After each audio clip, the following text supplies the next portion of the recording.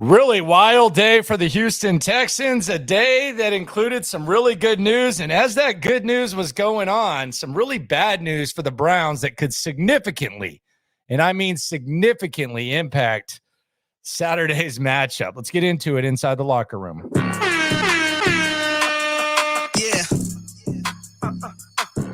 Yeah. It's the locker room on YouTube. You know what it is. Let's get it. Hey, locker room. Yeah, we in the locker room. Texas talk. Yeah, you know what. Two sleeps till the playoffs. Texans, today was a big day.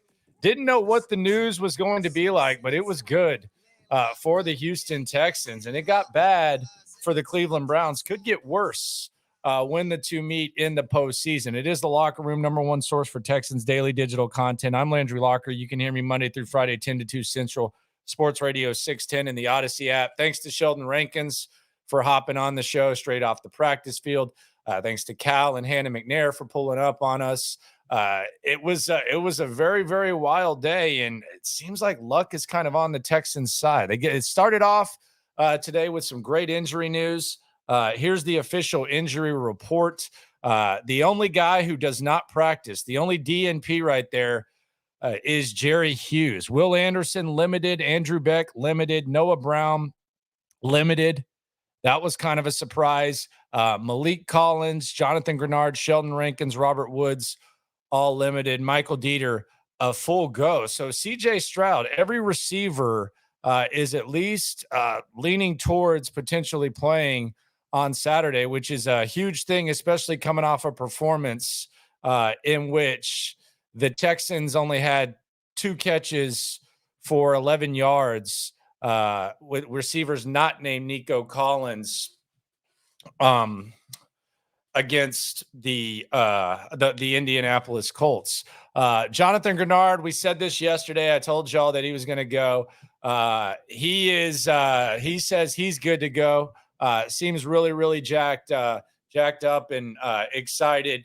So Jonathan Grenard, good to go. Everyone except Jerry Hughes practices. And right as we were getting this news, we get some news out of Cleveland that kind of is connected to CJ Stroud potentially having more wide receivers. Denzel Ward injures his knee in practice. He's now questionable, according to Jake Trotter and others. It was actually said by Kevin Stefanski at the podium. So you go from talking about facing one of the best corners, what appeared to be the case early this week, one of the best corners in the NFL in Denzel Ward, and a really, really solid secondary, to now who knows what happens with Denzel Ward, and CJ Stroud might have all of his receivers with him. Browns also, by the way, Grant Delpit, he's going to be out with the groin. Dustin Hopkins, their kicker, he's going to be out with the left hammy. And wide receiver Cedric Tillman, he's going to be out, I believe, with a concussion per Adam Schefter. So a good day. You never want an opposing player to be injured. But last time these teams faced off, you had CJ Stroud out, you had Will Anderson out, you had Blake Cashman out.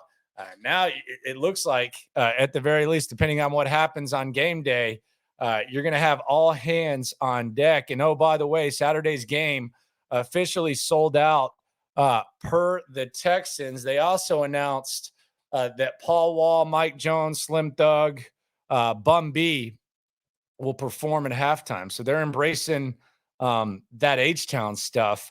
Other news with the Texans, the Bobby Slowik interest, it increases even more. We went into the morning with 2 known interview requests for Bobby Slowik, and that was Washington and Carolina.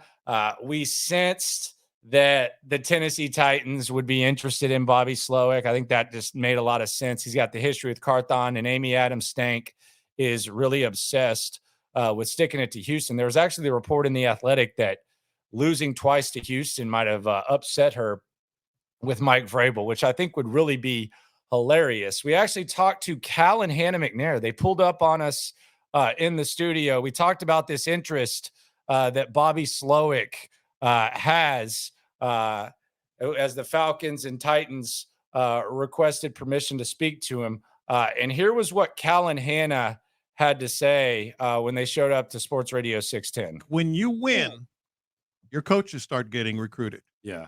Maybe even a report is out there about your general manager. Which is false.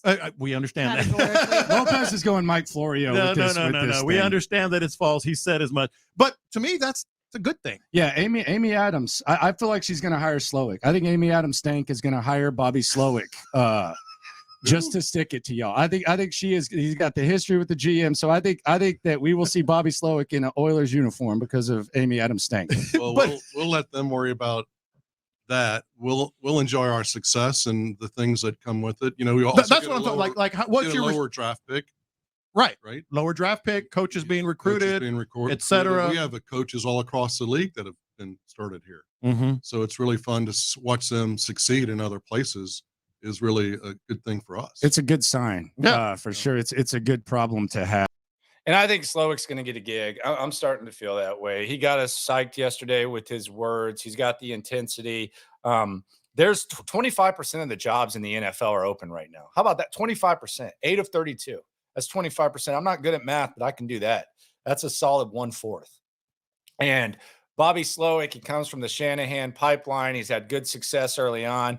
I don't know what's gotten into him, but he just looks like he's ready to lead a locker room. So I could easily see Bobby Slowik getting a gig, and it's fine. I would sacrifice Bobby Slowik for a playoff win. You got to churn it. You got to figure it out. D'Amico Ryans is from the Kyle Shanahan school. You got to figure out how to replace these guys. It's a good problem to have. It's a fine problem to have. And next man up, Gerard Johnson, go ahead and call plays, and then we'll probably be saying goodbye to you sooner rather than later. Hell, maybe D'Amico Ryans becomes the next Kyle Shanahan, and everybody wants to take coaches from the Texans. It's fine if you're building something. It's a good problem to have. It's exciting. Bobby Slowik, a very popular name, and it looks like Tennessee has some interest. I want to end this real quick with an interesting stat from Jake Trotter of ESPN. I thought this was good. Talking about Denzel Ward, a really good man corner, a guy who would probably spend a lot of time on Nico Collins. This is an interesting stat. And I don't know how Denzel Ward being out impacts what Cleveland does, but CJ Stroud this year, and this is a hell of a stat by Jake Trotter. I see he's using those ESPN stats and info resources to the best of his ability, much like DJ Bieneme does. It's amazing what they can do for you. You can just email them and they'll send you stuff like this. CJ Stroud led the NFL in QBR against the zone at 73.9, but he ranked 27th in QBR versus man at 38.8%. The Browns run man almost 39% of the time, which is the third highest rate in the NFL. That's from Jake Trotter. So who knows how this goes? One thing we can say, good day of news for the Houston Texans, bad day of news for the Cleveland Browns. As the game approaches, we'll probably get more information. Live stream tonight at 10:30. We'll get more in depth on everything going on, try to lay things out.